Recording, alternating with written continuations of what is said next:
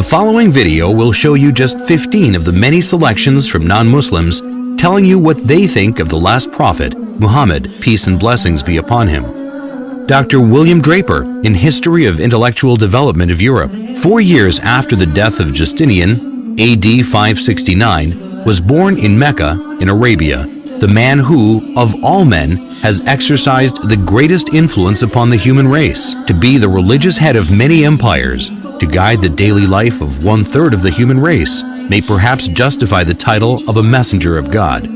Philip K. Hitti, in History of the Arabs, within a brief span of mortal life, Muhammad called forth of unpromising material a nation never wielded before.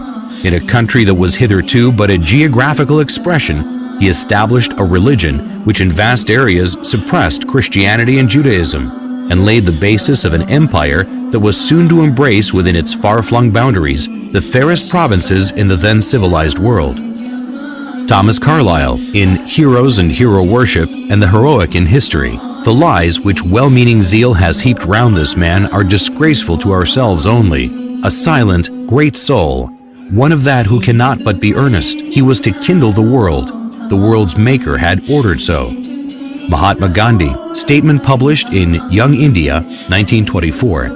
I wanted to know the best of the life of one who holds today an undisputed sway over the hearts of millions of mankind. I became more than ever convinced that it was not the sword that won a place for Islam in those days in the scheme of life. It was the rigid simplicity, the utter self-effacement of the Prophet, the scrupulous regard for pledges, his intense devotion to his friends and followers, his intrepidity, his fearlessness, his absolute trust in God and in his own mission.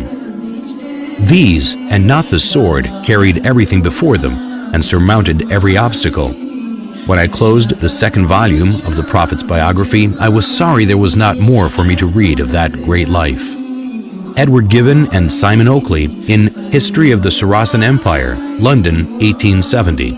The greatest success of Muhammad's life was effected by sheer moral force. It is not the propagation, but the permanency of his religion that deserves our wonder. The same pure and perfect impression which he engraved at Mecca and Medina is preserved after the revolutions of 12 centuries by the Indians, the African and the Turkish proselytes of the Quran. The Mohammedans have uniformly withstood the temptation of reducing the object of their faith and devotion to a level with the senses and imagination of man. I believe in one God, and Muhammad, the Apostle of God, is the simple and invariable profession of Islam.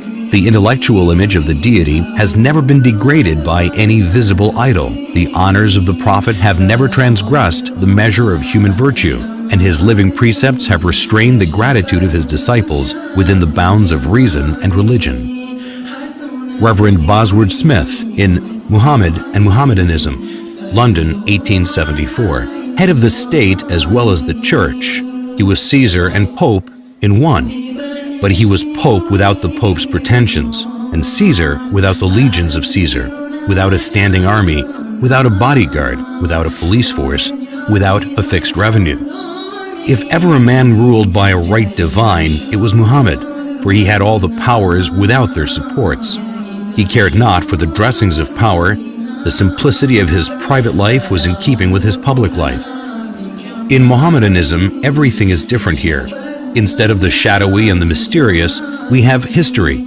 We know of the external history of Muhammad, while for his internal history, after his mission had been proclaimed, we have a book absolutely unique in its origin, in its preservation, on the substantial authority of which no one has ever been able to cast a serious doubt. Gibbon, in The Decline and Fall of the Roman Empire, 1823. The good sense of Muhammad despised the pomp of royalty. The apostle of God submitted to the menial offices of the family.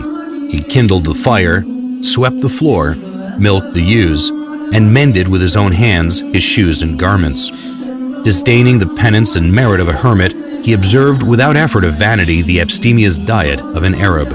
De Lacy O'Leary, in Islam at the Crossroads, London, 1923. History makes it clear, however, that the legend of fanatical Muslims sweeping through the world and forcing Islam at the point of sword upon conquered races is one of the most fantastically absurd myths that historians have ever repeated. Sir George Bernard Shaw in The Genuine Islam, Volume 1, Number 8, 1936. If any religion had the chance of ruling over England, nay, Europe, within the next 100 years, it could be Islam. I have always held the religion of Muhammad in high estimation because of its wonderful vitality. It is the only religion which appears to me to possess that assimilating capacity to the changing phase of existence which can make itself appeal to every age. I have studied him, the wonderful man, and in my opinion, far from being an antichrist, he must be called the savior of humanity. I believe that if a man like him were to assume the dictatorship of the modern world, he would succeed in solving its problems in a way that would bring it the much-needed peace and happiness. I have prophesied about the faith of Muhammad that it would be acceptable to the Europe of tomorrow as it is beginning to be acceptable to the Europe of today. Michael Hart in The 100, a ranking of the most influential persons in history, New York, 1978. My choice of Muhammad to lead the list of the world's most influential persons may surprise some readers and may be questioned by others, but he was the only man in history who was supremely successful on both the secular and religious level. It is probable that the relative influence of Muhammad on Islam has been larger than the combined influence of Jesus Christ and St. Paul on Christianity. It is this unparalleled combination of secular and religious influence which I feel entitles Muhammad to be considered the most influential single figure in human history.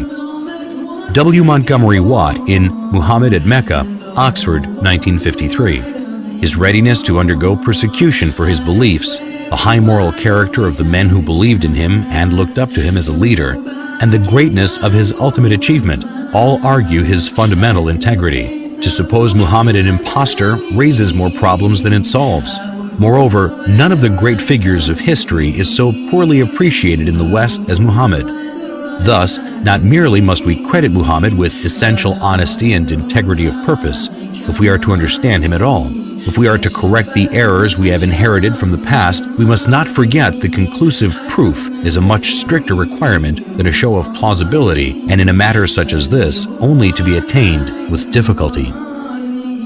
Washington Irving in Muhammad and His Successors. He was sober and abstemious in his diet and a rigorous observer of fasts. He indulged in no magnificence of apparel, the ostentation of a petty mind, neither was his simplicity in dress affected, but a result of real disregard for distinction from so trivial a source.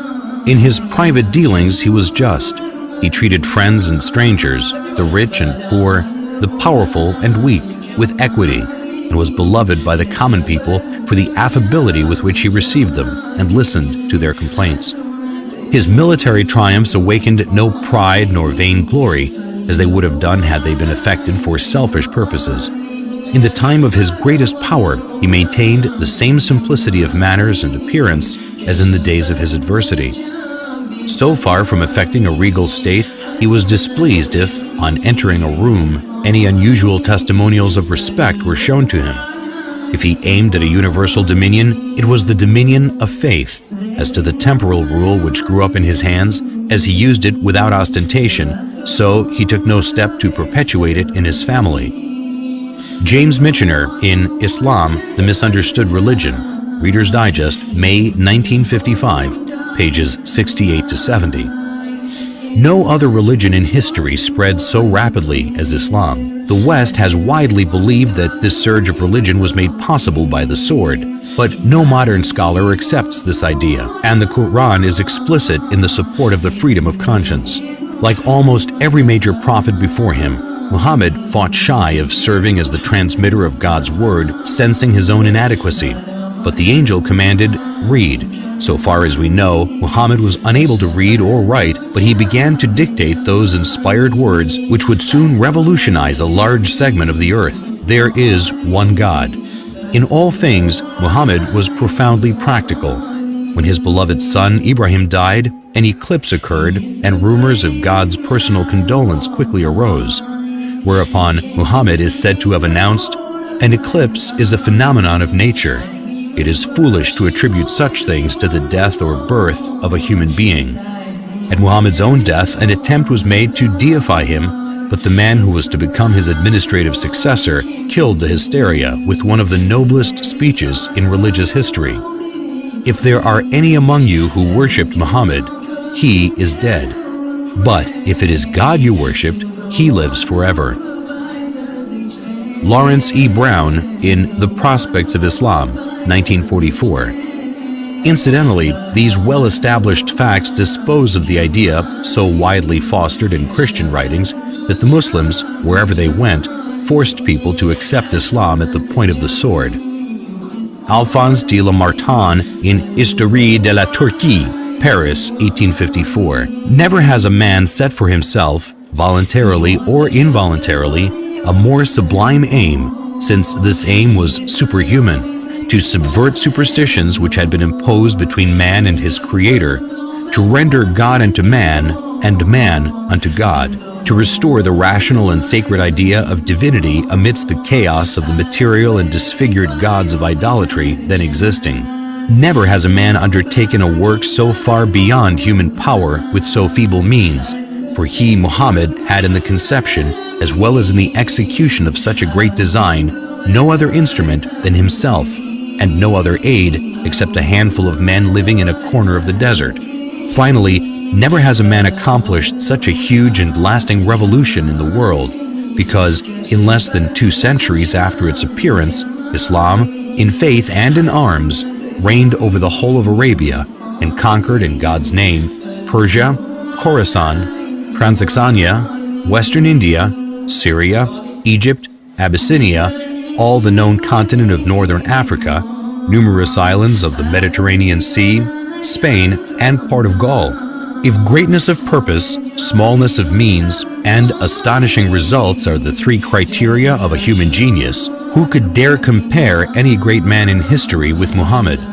The most famous men created arms, laws, and empires only. They founded, if anything at all, no more than material powers which often crumbled away before their eyes. This man moved not only armies, legislations, empires, peoples, dynasties, but millions of men in 1/3 of the then inhabited world.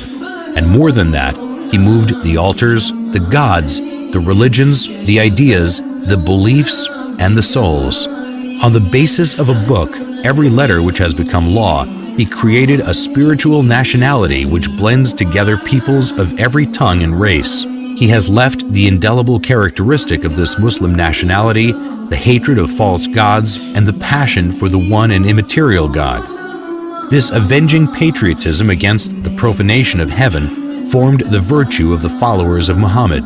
The conquest of 1/3 the earth to the dogma was his miracle, or rather it was not the miracle of man, but that of reason. The idea of the unity of God, proclaimed amidst the exhaustion of the fabulous Theogonies, was in itself such a miracle that upon its utterance from his lips, it destroyed all the ancient temples of idols and set on fire 1/3 of the world. His life, his meditations, his heroic revelings against the superstitions of his country, and his boldness in defying the furies of idolatry, his firmness in enduring them for 15 years in Mecca, his acceptance of the role of public scorn and almost of being a victim of his fellow countrymen, this dogma was twofold: the unity of God and the immateriality of God, the former telling what God is, the latter telling what God is not, the one overthrowing false gods with the sword, the other starting an idea with words. Philosopher, orator, apostle, legislator, conqueror of ideas, restorer of rational beliefs, the founder of 20 terrestrial empires and of 1 spiritual empire. That is Muhammad. As regards all standards by which human greatness may be measured, we may well ask, is there any man greater than he? Hello, my name's iPhone 6 Plus. I'm an atheist. I don't believe in fairy tales that some creature with intelligence created me. It's gonna do this!